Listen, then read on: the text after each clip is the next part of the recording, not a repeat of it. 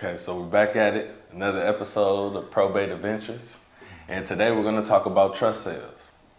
Recently, we just experienced a trust sale right here in Los Angeles in Mid-City. And Pops, you could go ahead and give them the details as to how that transaction took place and how we were able to help our clients with this particular matter. Yeah. Well, we had a client that basically was a past client of mine who I've taken care of over the years. And she was older. Of course, she was a senior. I met her, I was referred to her by a friend of hers. And so when I helped her, she came to me to do a reverse mortgage. Right. And at that time, just to let you know what a reverse mortgage is, a reverse mortgage is where you do the opposite of a regular mortgage. Okay. A regular mortgage is where you pay principal and interest down. Mm-hmm. But with the reverse mortgage, you don't pay principal and interest. You don't have to pay anything. So that's the key there. Okay. So with the regular mortgage, when you pay principal and interest, the balance is doing what? Decreasing. Right. Okay. But with a reverse mortgage, there's no payments being made. So what is the balance doing? It's increasing because nothing is for free. Right. Okay. So the balance is sitting there and it's accumulating interest. So that means that the balance is increasing. Okay. So I did help her get a reverse mortgage at the time. Money was tight. She needed to free up some money. She wanted to have some freedom with her paycheck. And so, as you know, with most adults, their highest bill is their living expense, their rent or their mortgage. Right. And so in this particular case, she wanted to get a reverse mortgage to be relieved from that mortgage payment. Okay. And so by doing so, all she had to pay at that particular point was property tax and her homeowners insurance, because that's what you're responsible for when you get a reverse mortgage. And of course, you have to make sure that the house is maintained in good shape. Okay, good information to know. So that's something to understand. Right. So she came to me, and then of course, she did a reverse mortgage, and whether you know it or not, a few years later, she refinanced that reverse mortgage. Okay. So how does that work? Yeah. Well, it's like a regular refinance. Again, you refinance, on top of a refinance. Right. So basically what happens is if you have a certain balance and you want to get more money, then you have to have more equity. Okay. So with a reverse mortgage, typically, you typically need at least 50% equity into your property. What does that mean? That means if the house is worth $200,000, that means you could owe no more than $100,000. That puts you at 50%. So at that point, the new lender would eliminate that $100,000 as your debt. Right. And then of course you have $100,000 of debt that could slowly be eaten up over time if you don't make payments. And of course, that's what we call a reverse mortgage, because again, the balance is starting to increase, but you have to have a lot of equity in place for that to even happen. Okay. And then do you have to be a certain age to qualify for a reverse mortgage too, or can you just have more than half of the equity in the house? You have to be a certain age. Okay. Minimum age 62. Okay. Especially for FHA reverse mortgage. Okay. There is another reverse mortgage out there where you could be 55 years of age. But of course, that's for what we call jumbo type loans, meaning that the more expensive homes. Okay. If your home is worth a couple of million, then of course you need to be 55 and have a lot of equity in it. You probably need to be at about the 45% of usage, meaning that you need to have 55% equity available. Okay. So not the 50, but 55. Right. But 55 and sometimes 60. Okay. And so basically it's for those who have worked many years to pay down their debt. And then of course, they want to eliminate that big mortgage payment. Right. And so to eliminate it, you eliminate the payment. Then all you have to do is pay the property tax, the insurance, and then of course, maintain the property. Right. So that's the key to the reverse mortgage. So in this case, she refinanced because she had more equity. Because of course here in LA, we know that the property values go up because we have great appreciation here. We do. So values are always going up faster than what her balance was, which created more equity in her place. So she wanted to access more money, so she came back to get more money. Okay. Now, to my surprise, after she did I think the second one, I spoke to her probably over the summer. Okay. And then that January, I received a phone call from one of her children. And they said that, hey, we know you dealt with our mother and we wanted to find out some information. So they was asking me certain things and I'm like, what is going on? And they told me, I don't know if you know, but my mother passed. And so that kind of hit me too, because that was a client. She was one of my favorites. She was really nice. Right. We always had good conversation. So I was like, wow, I was kind of in shock, to tell you the truth. Right. For sure. And so now I've learned that she has passed. Okay. And so now I'm talking to her children. I said, listen, I can help you or whatever you need to do. Understanding that there's a reverse mortgage on the place. Right. 9 times out of 10, children, if they're on the same page, they may want to keep the property. But 9 times out of 10, I should say, most times they're going to sell. Now, before you get into that, we were aware that your client, she did leave a trust behind. Yes. Which is good. That was excellent because, before she passed, during the time in between the reverse mortgages, she put her property into a trust. Okay, so she was taking care of business. She was looking toward the future because we know we're not going to be here forever. Right. And so the main thing is she went on and put the property into a trust, which saved her children a lot of money. It did. It did. Okay, so let's assume that the property is worth $1 million. Right. Okay, we know that in the probate courts, the way it's calculated, the attorneys would be due $23,000. The administrator of the estate would be due $23,000. So that's $46,000. Right. It would take about $2,000 to file for the case. Right. So you're at 48 basically. So you might as well round up and say 50 grand. And then another $2,000 to close. Well, hey, these are all the court filing fees. You're at 50,000. 50,000. And so by her getting the trust, she probably spent $2,000, anywhere from $2,000 to $5,000 in order to get her trust. Right. So she saved her children a lot of money. She did. Okay. And she did the right thing because now she doesn't have to, the children do not have to go to court. They don't. Okay.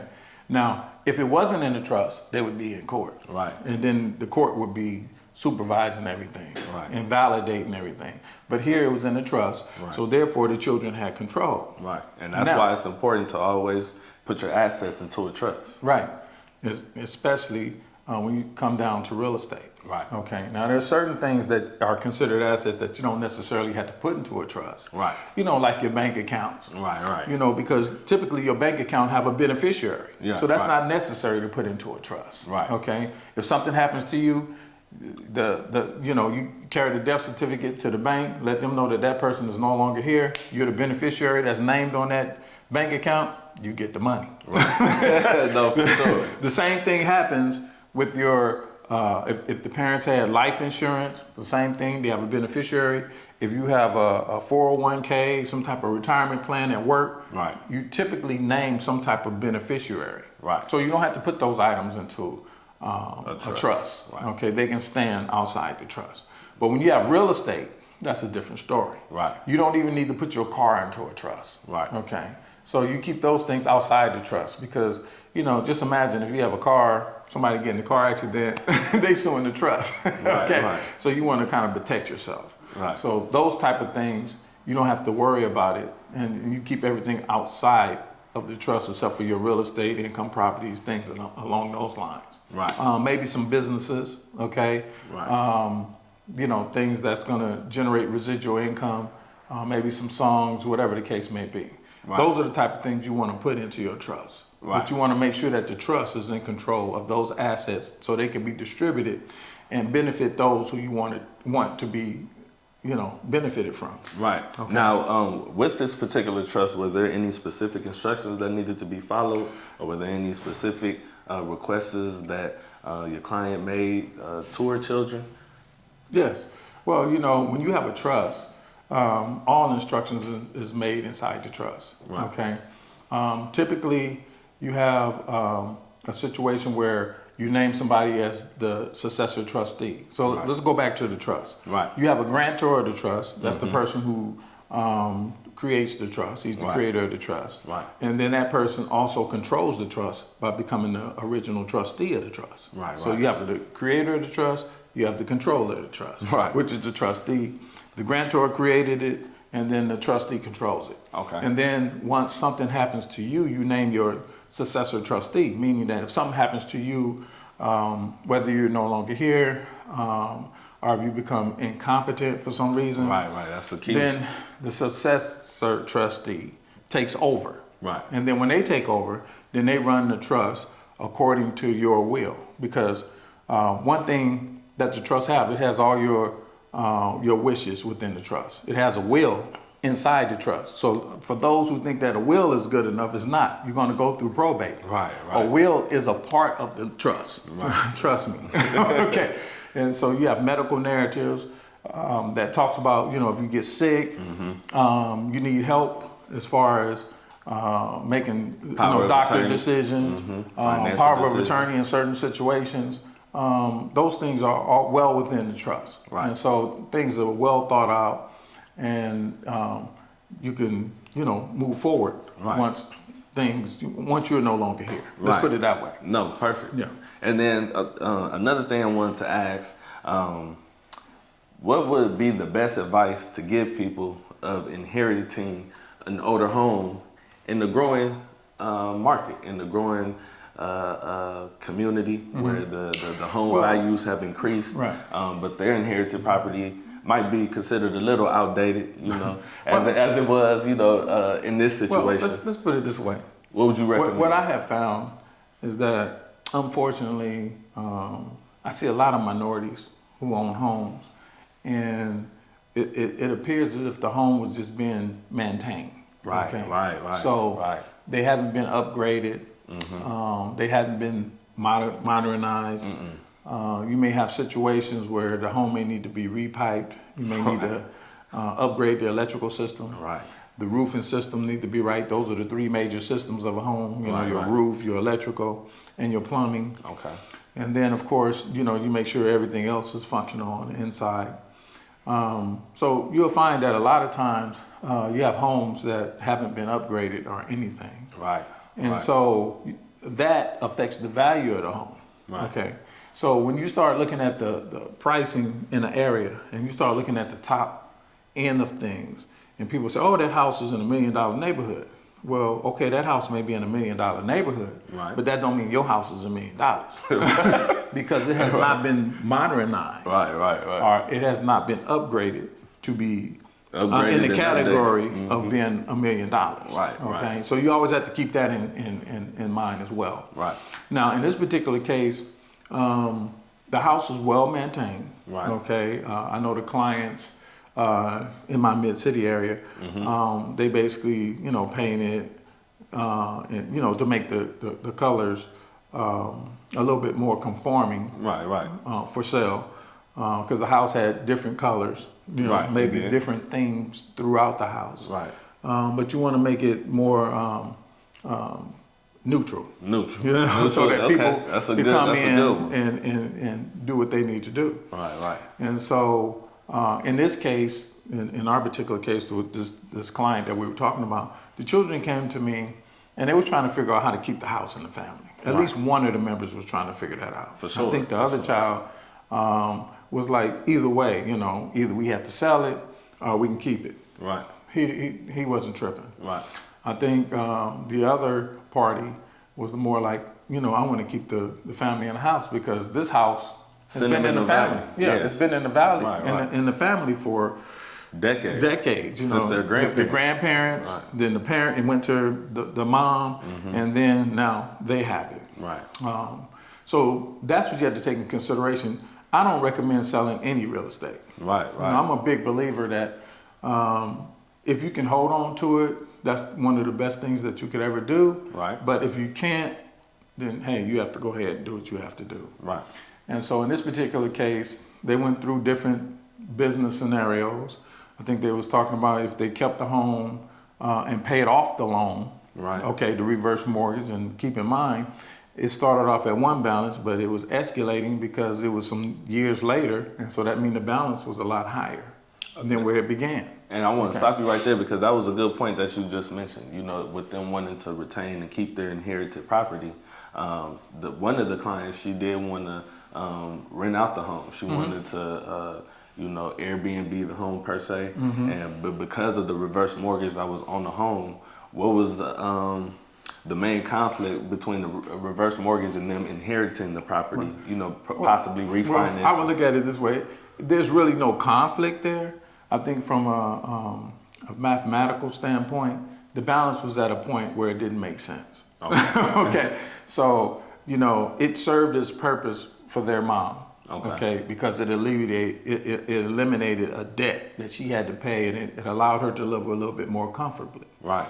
And to live life the way she wanted to. Okay. But when it came down to the house coming to the children, the balance was at a point to where it didn't make sense to keep it, to try and Airbnb or to just rent it out, because it wouldn't generate any money. Right. I think it was going to be probably a slight negative. Then you had to look at management. Somebody was going to manage the property. Somebody was going to make up for the shortfall on the house. And so from a business standpoint, it only made sense to go ahead and say sell the property. Okay. And so in those circumstances, even though they were cooperating and they weren't being forced to sell, I think they came to the right conclusion. Right. Because ultimately you can sit there and you can say, let's hold on to the property. Right. But if you can't afford it, or if it's going to create a bill for you, right, do you want to hold on to it? Right. I think a lot of people, we have enough bills out here that we create for ourselves. Correct. Yet alone to take on another one. Right. Now, in the long run, maybe if you can handle that shortfall, in the long run, you may win, but it's not a win right now. Okay. And so I think the most important thing, like I've always talked to you about, cash flow is the key to everything. Right. It's not about interest rates. It's not about anything else. It's about cash flow, and that's what wealthy people understand. You could believe that's what it's all about. Right. It's about what's bringing in the cash. More money in and less money out, meaning that you're making a profit. And so that's the way businesses operate. That's the way your household should operate. And if you look at something that's going to create a bill for you, that's going to take you in another direction, then you really have to look at that before you take that in consideration. Owning real estate just to own real estate is no good. You got to make sure that you own real estate for the right reasons, and it provides you the proper cash flow. Right. Okay, no, that's good. And then another thing I wanted to bring up as well too, and maybe you could give some good game to some realtors and just for those in general who are dealing with inherited property. We were dealing with this situation in the downtime. Yes.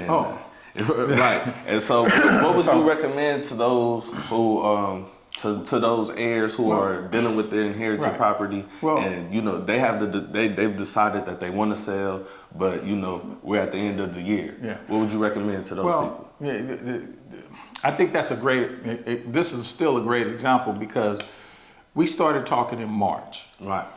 And real estate is good from basically March until Labor Day. Okay. Which is like Labor Day weekend in September. Okay. So we was talking in March. They was doing their homework, trying to figure out how to hold on, different ideas and all that good Airbnb. stuff. With the Airbnb, renting it out and so forth. And then next thing you know, we was at June, July with them doing the homework. Right. And so now you say, okay, well, that's not working out. It doesn't seem like it's going to work out, because I can understand the emotions that was tied, and then you really had to, get to the right. You have to get into your right mind of saying, okay, look, that doesn't make sense. Right. I think it's going to be best to sell. Right. And so by the time that decision was made, now you have to look at the property from the standpoint of, okay, if I'm going to sell it, what's going to be best? Right. Again, with the house having multicolored rooms and things along those lines. Now we need to paint and clean up some things. Right. And so that we could prepare the house for sale. Right. And of course, that was something that had to take place. And it took about a month and a half, because you got to work with the workers who was available and who may not have been available. Right. And now all of a sudden, now we're at Labor Day weekend trying to put the house on the market. Oh, man. So now we are moving into October of marketing this property to the end of the year. And Right. if anybody in real estate knows, for the most part, real estate is slow from October through December. Through December. You might as well say January. Right. Okay. So those months are pretty slow as far as real estate is concerned. Right. Not that you can't sell a place, but what you're missing here is, you know, you have investors who's always looking for opportunity Right. to come in to buy a property. Right, and that's so- another thing too so- with the investors. Go Yeah. into details about these investors too. You The know. investors, you know, we received, because the property was in a desirable location, Right. we received a lot of offers. Right. But they were lowball offers. They were When I say lowball offers, like 150, 200 under what The they could asking get, price, right. which is ridiculous. Right. So, but investors do know during this time of year, Right. a person must have to sell because they can't wait till the next season where you have regular buyers coming to the market that's looking at properties. So they figure that, okay, well, you know, this house is available. They must really have to sell this time during this time of year. So they're Right. gonna take advantage of the situation. Right, and with And that so too. That's what occurred with that Exactly. particular property. Exactly, and what are some good advice to give those who are dealing with inherited properties of when to deal with investors? You know, when it comes to their inherited property, You know what is the best This is situation yeah. for them to Well, deal you know with what? an investor? A lot of times it depends on the condition of the property. Okay. Okay, that's the bottom line. Okay. Again, you have to realize that if the houses are selling for $1 million, like we spoke of, and in a particular area, and your house is not $1 million property, Right. then you know you have to sell for less. Okay. Okay. Because there has to be room in that price for them to fix up the property to get it up to the same level as the $1 million homes that are actually selling in that area. Right. And so that has to be taken into consideration at all Okay. times. You know, you can't just say, oh, this house is worth $1 million because that house up the street sold for $1 million. And that house up the street was completely redone. You bring your toothbrush and you just Right. move in and you just sit there like in awe and talking about this is a Right. great home. This is nice. You know, your home is not that. You Right, know, right, so right. there's work that has to be done. So you at least at minimum have to reduce your price by the amount that it would take to get your house up to that level. Right. Okay. And so that's what people have to realize. So When it comes to investors when it with comes the to inherited property. because investors, they need room. They need to buy the house. They need to dump money in to fix it up. Right. Plus, they need some money to make profit. Yeah. Yeah. So that lets you know what an investor is going to come in with. Right. They're going to really lower the price. Right. Because they have a formula to make, they're in the business to make money, and that's what they have to do. So you can't be offended by it. It's just Right. like, hey, this is the conditions that they see your property in, and that's it. Right. You know, and unfortunately, you know, when we work with a lot of the probate properties, that's what we see. We and do. so investors are always looking for agents like us because they know that when we come across probates or sometimes foreclosures, they Right. know that they can take advantage of the situation, or they can, you know, at least get a good price so that they can make money. Right. And that's what it's all about. Yeah, you no, know, for sure. Whereas the heirs are sitting there saying, well, the house is worth $1 million. And I think I can sell it now. No, you can't. You can't. I said, you need to get that out your head. Right. You know, and that's on another file that Right. we talked about. I sat down with the heirs and we Googled and the house was worth this and that. Oh, yeah, we and then gonna I had say to tell that them one. that. I just told them, I said, that is not your home. Okay? You need to get that out your head. Okay? So the reality of it is we have to be real because we have to move the property. Right. We can't play around because you have a reverse mortgage and each month that balance is doing what? It's Increasing. going up. Right. Which means that the heirs is doing what? Getting less money. Right. Getting That's less the most money for important your thing that you inherited need to property. understand. You're Yeah. getting less money playing around with a property that has a reverse mortgage on it. That means I like that that. you're cutting down on the amount of money that you're going to receive as an heir. Right. So when you find out that you have a reverse mortgage or you're dealing with one, you need to make decisions pretty fast. Okay? Because it's eating up your equity. Right. So you got to understand it has two sides. You know, again, it helped moms out. Right. The other side is moms want to leave you something, so Right. you are getting something. Right. But you're not getting all of it. The full You're not getting balance. all the money. Right. You're not getting all the money. You're getting some of the money, but not all of the money. Right, because the reverse mortgage, you had a mortgage against the place that was never being paid on. Right. And that's something that you have to realize. Right. And so during that time, we also had to contact the reverse mortgage company. Right. Now, the reverse mortgage company, what are they going to say? Right. They're going to say, okay, now that we know that the borrower is now deceased, now we need to find out what your intents are. What are you trying to do? And so this one lender that they were dealing with, the lady was cool. She just sat back. She said, hey, take your time. Right. I don't know if it was take your time because we making money. right. They know they or gonna take your time to help you, but I understand because during those situations, and that was the negative side on the lender side. I'm sorry to say that. But, basically they're not trying to put, stress or burden on a family who family members now grieving and is no longer here and deceased. Right. So I think it's a good thing. They said, take your time and figure out what do you want to do. Right. Okay. And then and they just said, this is my number. I'm the main contact. You could take a month or two to figure it out. Right. Which what our clients did. But unfortunately, that month or two to three become 4. The balance is steadily going up. Right. It's not going down. Right. You got to realize that. And so each moment, each month, the balance is increasing, so you're getting less money. It's a twofold question. So one, how does one go about getting in contact or finding out where the reverse mortgage is? Who's the reverse mortgage company lender that they're dealing with? And then two, are there any type of penalties or any type of penalties that one may have to deal with experiences? There's a couple of things. First of all,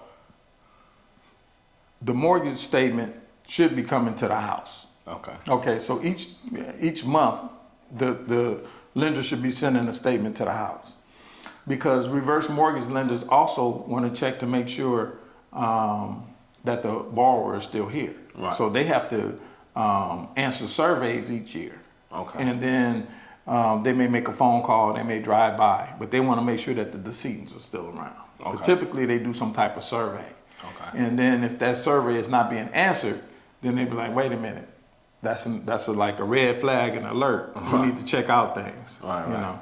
And then I'm pretty sure that they kind of look at public records to make sure that the decedent is still here, that they're not deceased at this point. Exactly. So that's one thing. So when you contact them because you look at what's coming to the house. Okay. So coming to the house, Right. check the mail coming to the house. Right. There should be some type of statements. Right. And then the contact information is on there. Okay. Now keep in mind, they're not going to talk to anyone. Right. Because legally they can't. Right. Because I gave a loan to the borrower. Right. The borrower is no longer here. Right. Who is the person that I talk to next? You have to show me legally that you have the right. In the case of our clients, they had a trust. Right. And so they had to share the trust paperwork with the lender to show who was the successor trustee. Right. Of the estate. Right. Okay. So again, mom's created it, grantor, mom's controlled it, the original trustee. Now, if I'm no longer here, who's the successor trustee? Okay. That's the person who becomes in charge. Right. If it was properly put into the trust. Right. We got to talk about that funding too, and Michael Jackson down the road too. Right. Okay. Because you have to fund your trust. Yes. So you have to make sure that the trust is funded, and then of course, once they figure that out and review the paperwork and they send it to their legal department, then they'll start communicating with you as the successor trustee. Okay. Now, if your property is not in the trust, then you need to be appointed by the courts. Right. Okay. Which means that if there was no paperwork left, nothing, then you have to be appointed as an administrator. Right. Through the courts. Right. And they'll tell you whether you have full or limited authority. Right. And then you have to share that paperwork with the courts, with the lender, and then they would communicate with you. Right. Now, if there was a will left and that was it, then you become the executor of the estate. Right. And that's the only difference. You still have to have the letters, present the letters to the lender. Right. Showing them that you are in charge. You're the person in charge. Right. Otherwise, they're not talking to you. Right. And then they have to protect their interests. Right. So if everybody's sitting back and nothing was left in writing, and they just holding their hands and, saying, oh, well, we don't know what's going to happen, you better find out, because the lender, they'll probably give you 3 months to figure it out. You might even get 6 months. Okay. But after that, they got to protect their interests. Now, are there any penalties involved in this waiting period? No, Okay. there's no penalty. No. Okay. But if you don't respond, you don't communicate with them, they will foreclose. Right. They have to foreclose to protect their interests to get their money back. Right. Okay, that is the remedy for them putting the money out. If you don't comply, they can foreclose and get the money back. Okay. That's as simple as it. Okay, no, that's good. I think that was some good information today. And then, as we're closing out, I want to talk about the importance of being a listening ear, because I overheard some conversations with the clients and, things got real sentimental, things got real emotional. And I heard the advice that you gave to the clients, which was some great advice, some great wisdom. And just talk about quickly, the importance of being a listening ear for those in grief, because as you mentioned, one of the clients, she didn't want to let go of the home, and she's dealing with the loss of her mother, who was her best friend. Right. So, well, you know what? This is not the right business for you if you don't want to deal with people, if you don't want to deal with their emotions, if you don't want to really help people. Right. I'm in this business to help people. Right. I'm in this business to educate people. Right. I'm in this business to make sure that they're successful. Right. That's why I'm in this business. Right. I said, because real estate is not an easy business. It's not. It's a hard business. But if you set up systems, you put things in play, it can be a very good business to you. Right. Right. And so, over my years of being in business, and I've done loans for over 30 years, and of course I've been doing real estate sales for over 10 with the financing. I get great satisfaction of helping people accomplish their goals of buying a house, keeping a house, restructuring their financing to improve their cash flow to come into the house. I look for situations, excuse me, to help them improve their lifestyle. Right. That's the bottom line. And by owning a home, it's the first access to wealth for most people who don't have much. Right, for the average person. Right. It's the first step towards having access to wealth. Right. And even though you can put your money in the stock market and other investments, and that can give you some access as well, you always got to remember, you always need a place to live. Right. And I'm trying to think of that saying, what I used to always hear. Whether you rent or whether you buy, you have to pay for the space you occupy. Right. And that's it. Whether you rent or whether you buy, you must pay for the space you occupy. Right. Now think about this. If you buy a house at a certain rate, okay, that means your payment is locked in if you get a fixed rate loan. Right. Well, when you're renting, that's not locked in. Your rent is not locked in. It can go up each and every year. Right. But my mortgage payment not going up each and every year. It's locked in as long as I don't bother it. Right. Now, if I refinance and do something else, then naturally it could go up or it could go down. Right. Now, so when people talk about buying a house, is this the right time or is this the wrong time? Well, the right time is when you find that house that you love. Right. Okay. I don't care if interest rates are high, or even if they're low. Right. Because the bottom line is, if you buy a house and the interest rates are high, guess what? When the rates come down, you can restructure the financing, refinance the house, right, and then lower your payments. Right. And then you have your house, your dream home, at a lower price at that point. Right. So, I would never say that it's a wrong time to buy, especially when it comes down to home. When you find that place, you have that place, and you need to do what you have to do to get it. And so I always encourage people to hold on to what they can, because, real estate is not plentiful. It's pretty much like a scarcity. Right. Again, people need a place to live. Right. And the population is not going down. It's not getting smaller. No. It's increasing. Right. And we have a shortage of housing as of now. So. Right. No, that's good. I think that was good information today. Talking about trust sales, reverse mortgages. Remember, if you have a home, put that home into a trust. That is extremely important. And if you have any last minute remarks. No, I think you covered it. If you don't have your house into a trust, you're going to cause your family to perhaps argue and fight. Right. Your last wishes are not going to be carried out Right. if you don't have that. There's a lot of different scenarios out there. You're going to cost them more money through the courts. Right. When you could have simply just put your house into a trust, Right.